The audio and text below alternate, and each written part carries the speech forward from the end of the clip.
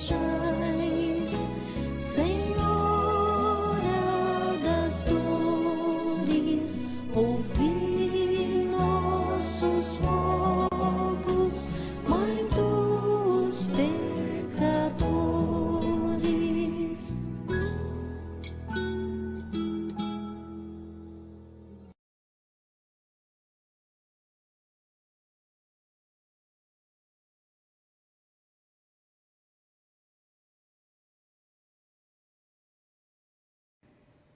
Vamos ouvir a palavra de Deus, onde nós temos o relato da fuga para o Egito.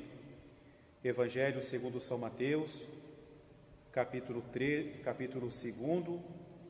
versículo 13 e capítulo 3.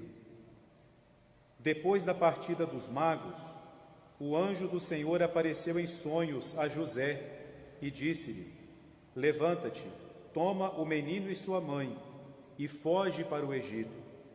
Fica lá, até que eu te avise, porque Herodes vai procurar o menino para o matar. José levantou-se durante a noite, tomou o menino e sua mãe e partiu para o Egito. Ali permaneceu até a morte de Herodes, para que se cumprisse o que o Senhor dissera pelo profeta: do Egito chamei meu filho.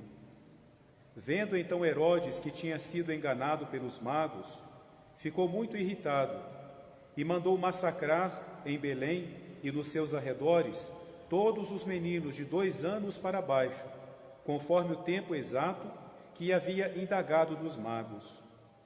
Cumpriu-se então o que foi dito pelo profeta Jeremias.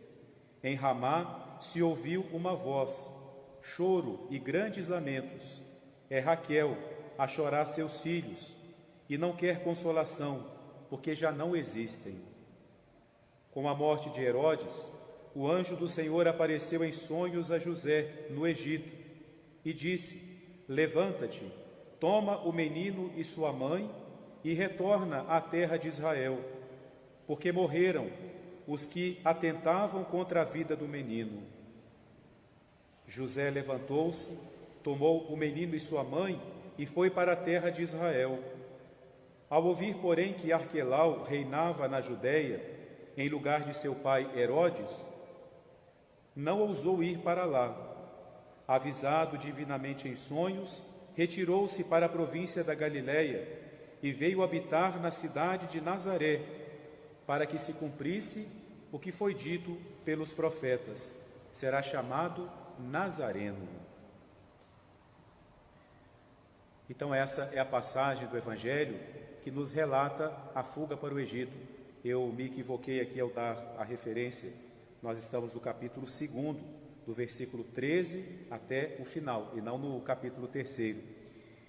Meu caro irmão e minha cara irmã, nós vamos meditar essa passagem do Evangelho à luz, ou melhor, sob o olhar de Maria. A fuga para o Egito foi um episódio da vida de Cristo, foi também um episódio da vida de São José, e foi uma das dores do coração de Maria.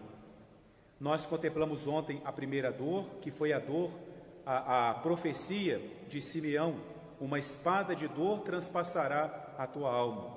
Era a dor da incerteza, de como, de quando, de onde iria acontecer esse sofrimento, quando que essa espada iria ferir o seu coração. Hoje é uma dor mais concreta. A Virgem Maria, juntamente com São José, precisam fugir. É a dor da fuga. Fugir do perigo, fugir do inimigo, colocar-se no lugar seguro. E por que tem que fugir? Por causa de Herodes. A narrativa da fuga para o Egito está relacionada com a chegada dos reis magos. Vejam, uma coincidência com o que nós meditamos ontem. Ontem nós vimos que o momento em que Simeão vai fazer essa profecia era um momento feliz, era o momento da apresentação de Jesus no templo, foi o momento em que Simeão e Ana encontraram Jesus e começaram a louvar a Deus, portanto um momento de alegria, Nossa Senhora vendo o seu filho reconhecido como Salvador. Hoje também essa dor vem depois de uma alegria, depois da adoração dos magos, depois da chegada daqueles reis que vieram de tão longe, seguindo uma estrela misteriosa, para adorar o rei dos judeus, como eles mesmos disseram, o rei dos judeus. E foi exatamente essa expressão que causou ciúmes e inveja no rei Herodes, que era quem reinava naquele momento. Herodes, ao ouvir falar que nasceu o rei dos judeus, ele fica com medo. Herodes era muito ciumento. Ele tem medo que alguém queira roubar o seu trono. Então, ele primeiro pede aos magos que verifiquem onde de fato está esse rei que tinha acabado de nascer, e que quando eles descobrissem, voltassem a ele para dizer, para que ele também fosse adorá-lo. Mas não era isso. Era para saber onde estava essa criança. Mas Deus, meus irmãos, conduz a história. Deus conduz todas as coisas. Jesus um dia ia ser preso, iria morrer na cruz, iria dar a sua vida por nós, mas isso somente quando chegasse a hora estabelecida pelo Pai. Agora não era a hora, e por isso o Pai intervém. Primeiro, avisando aos reis magos que não retornem a Herodes, mas que voltem para seu país por outro caminho, e assim eles fazem. Certamente Herodes, percebendo que o tempo passava e os reis não apareciam, ele então percebeu que tinha sido enganado. Ao mesmo tempo em que Deus manda que os magos voltem por outro caminho para seus países, o anjo do Senhor anuncia a São José. Durante a noite, na hora do descanso, o anjo fala para São José: José, levanta-te, toma o menino e sua mãe e foge para o Egito, porque Herodes vai tentar matá-lo. Vejam aqui a providência de Deus, que é também previdente. Deus age antes. O anjo diz: Herodes vai matá-lo. Antes que aconteça, Deus intervém. E Deus então dá a ordem para que São José fuja para o Egito. Nós podemos imaginar a São José acordando Nossa Senhora e dizendo: Maria, nós temos que fugir. E Nossa Senhora, que não sabia, pode ter perguntado: mas por que? Eu recebi uma mensagem do anjo, nós temos que fugir, porque Herodes vai tentar matar o menino.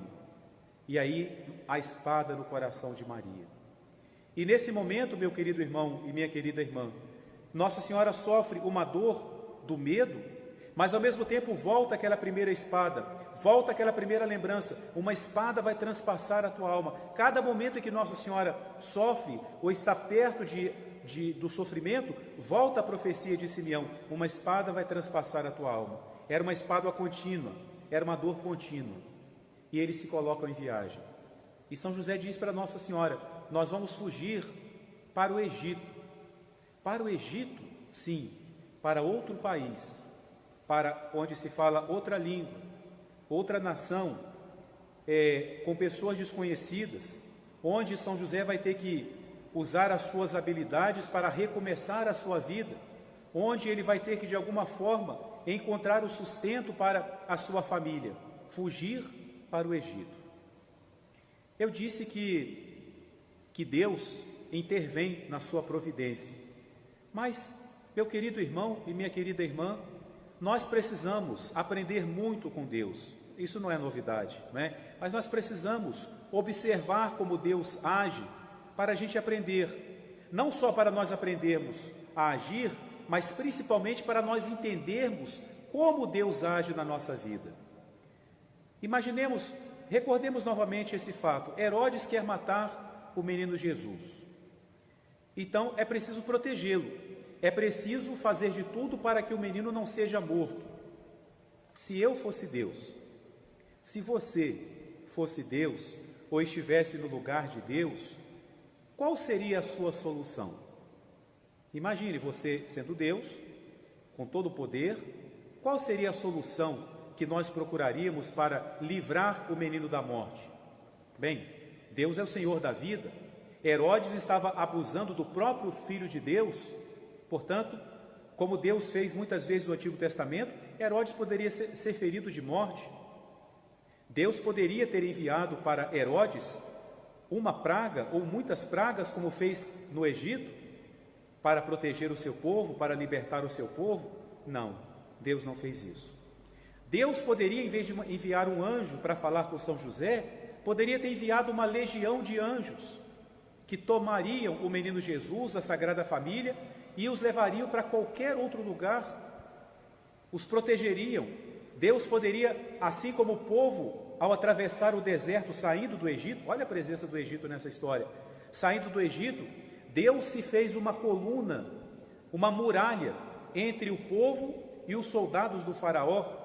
Durante o dia, essa muralha se formava como também uma nuvem que protegia o povo do calor do sol, e durante a noite se tornava luminosa para iluminar o caminho.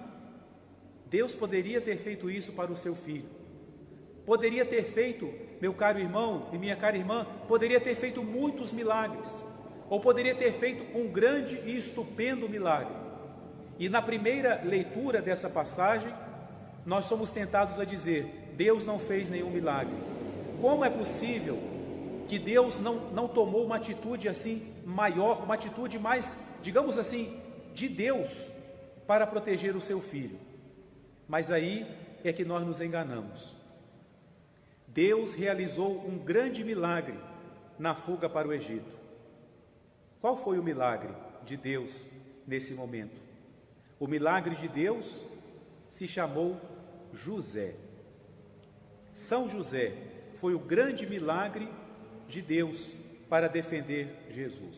José foi o novo Moisés que liberta agora o Filho de Deus. José foi essa muralha. José foi esse anjo. José foi essa legião de anjos para proteger o Filho de Deus, que agora era também o seu filho. O Pai protege o Filho através de São José. Que grande santo São José! Como nós precisamos crescer cada vez mais na devoção a São José. Ele cuidou do Filho de Deus. Foi ele que salvou o Filho de Deus da morte. Foi ele que salvou o Filho de Deus da perseguição e conseguiu proteger e cuidar de Jesus até numa terra desconhecida, até num país estrangeiro. O grande exemplo de São José. E, meus irmãos, quem passa quase que na sombra nessa dor é Nossa Senhora. Deus não fala com ela nesse momento, Deus fala com José. A missão de Nossa Senhora nesse momento é simplesmente aceitar, acolher, segurar o menino em seus braços, subir no jumentinho e partir para o Egito. Depois, se você puder, olha aí no meu Facebook. Eu sei que tem muitas imagens, mas eu usei essa porque achei muito bonita. No cartazinho que eu fiz para o dia de hoje, exatamente Nossa Senhora, São José fugindo para o Egito. No fundo se vê uma pirâmide, Nossa Senhora em cima do burrinho, e o burrinho está com um semblante que está muito cansado, a maneira de mostrar o sacrifício daquela viagem. Nossa Senhora não fala, ela guarda no seu coração, ela medita, ela sofre, provavelmente chora no seu coração, porque podemos imaginar também a dificuldade para chegar ao Egito, o medo de serem parados pelos guardas de Herodes, a incerteza também de não saber o que poderia acontecer no caminho e como seria essa chegada de Jesus, a chegada da Sagrada Família no Egito, para onde iriam, como que fariam. Eu acho, meus irmãos, que nós, quando pensamos nesse mistério, nessa viagem, nós achamos difícil também imaginar essa instalação, vamos dizer assim, da Sagrada Família no Egito, porque nós estamos acostumados com muita coisa. Se eu falar para você hoje, você tem que mudar, você tem que sair da sua casa e você vai para outro país, primeira coisa que a gente pensa: espera aí, eu tenho que fazer as malas, eu tenho que empacotar as coisas, eu tenho que guardar tudo, eu tenho que pegar as minhas coisas. Eu tenho certeza que nenhum de nós conseguiria, a não ser depois de meditar muito, mas não conseguiríamos sair simplesmente sem um carro, sem alguma coisa para carregar as nossas bugigangas, Sozinhos, nós não podemos levar tudo aquilo que nós consideramos necessário. São José e Nossa Senhora não. O necessário ali estava no colo de Maria. O necessário ali, como na entrada em Jerusalém, estava em cima do jumentinho. O necessário era Jesus. Como é importante nós entendermos isso. O necessário na nossa vida é primeiramente Jesus. Jesus mesmo vai dizer isso. Buscai em primeiro lugar o reino de Deus e a sua justiça, e tudo mais vos será dado por acréscimo. Então, eles conseguiram ir para o Egito porque não carregavam o supérfluo, não carregavam coisas desnecessárias, não eram apegados. Vejam também outra coisa, a fuga para o Egito acontece talvez quase que 2 anos depois do nascimento de Jesus, ou seja, depois da viagem de São José e Nossa Senhora para Belém, para o recenseamento, e lá Jesus nasce, eles terminaram se estabelecendo por lá, não voltaram para Nazaré.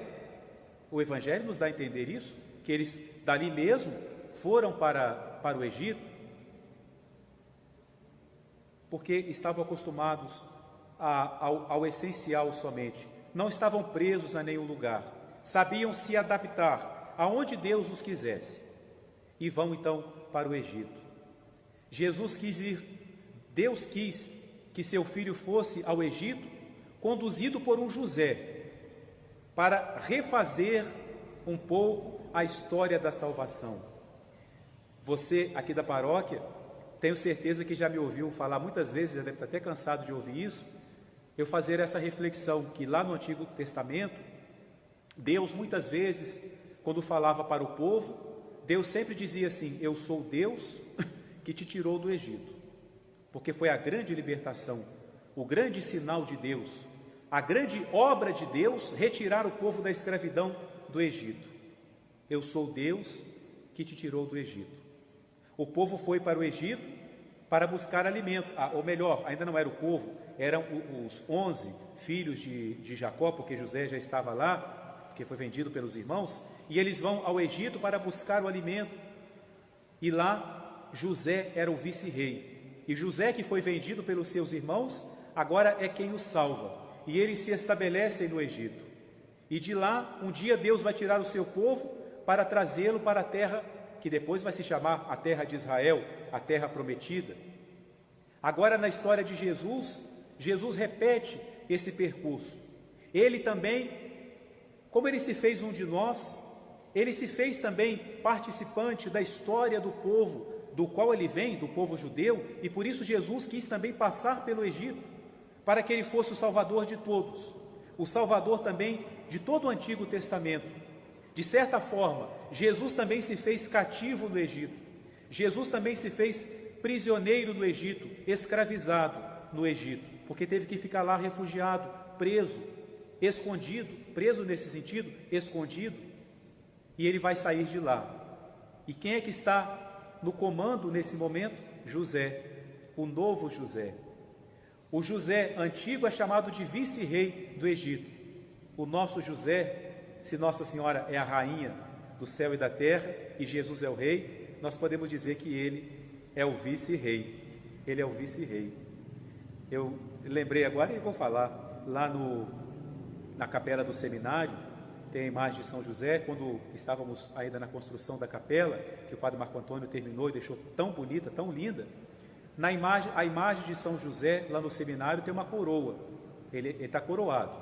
Assim como Nossa Senhora tem coroa, ele está coroado. E na época eu falei para os seminaristas, ele é o vice-rei.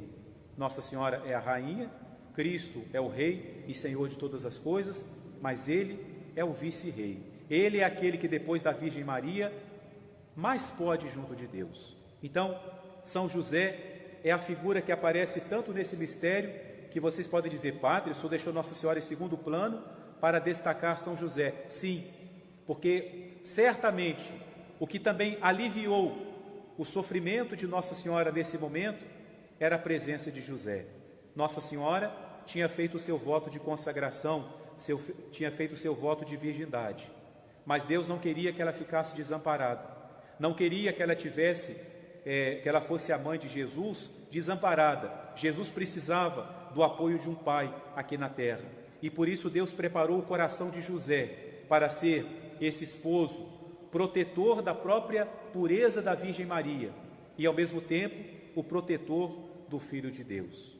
Se Nossa Senhora sofre nesse mistério pelo medo, pela fuga, pela incerteza, pelo recomeço da vida no Egito, também ela teve que se adaptar, também ela teve que ajudar São José para conseguirem o lugar, para conseguirem o sustento. Se ela sofreu, repito, ela teve um consolo nessa dor. O consolo foi José. Ela não sofreu sozinha, ela sofreu com São José. Quantas lições, meu caro irmão, minha cara irmã, eu e você podemos tirar dessa dor de Jesus? Sim, dor de Jesus e dor também de Nossa Senhora. Claro, a gente não tem como não pensar no momento em que nós vivemos. Vejam como que a palavra de Deus é sempre atual. Quantas lições nós podemos tirar dessa história, não é? Da vida de Jesus e de Nossa Senhora. Saber que nós temos São José, saber que Deus age, Deus sempre age, não age da nossa forma, não age segundo o nosso relógio, não age segundo o nosso cronograma, mas Ele age. Ele é o Senhor de todas as coisas, Ele é o Senhor da história, Ele está no comando da barca e Ele vai agir. Talvez a gente imagine que Deus mandaria uma legião de anjos visivelmente para nos socorrer. Ele vai enviar um José, Ele vai enviar de alguma forma algo que vai nos ajudar, ainda que seja uma palavra para consolar o nosso coração. Deus vai agir.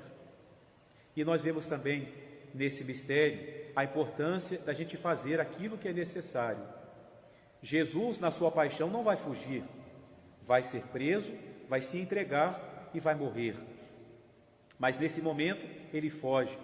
Muitas pessoas terminaram postando até mensagens fazendo referência à importância de nós agora mantermos o distanciamento, de acordo com as orientações que vamos recebendo, para nos proteger. Jesus foi salvo porque ele foi para o Egito, não ficou exposto, né? Então, importância de nós termos responsabilidade, né? Consciência daquilo que nós fazemos.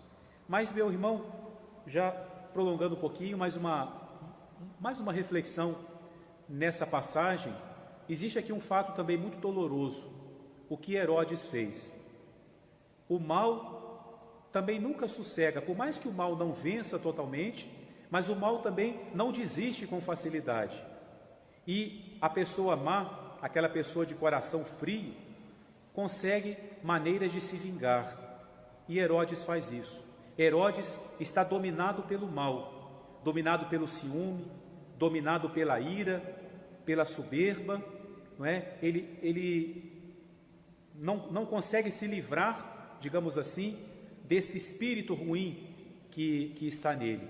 Quando ele percebe que os magos o enganaram, ele toma uma decisão.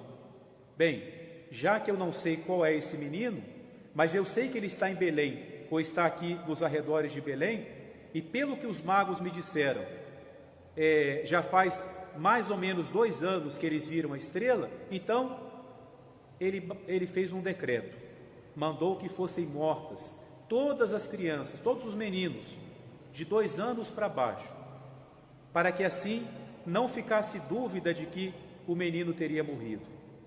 E aí nós podemos imaginar o sofrimento daquelas mães.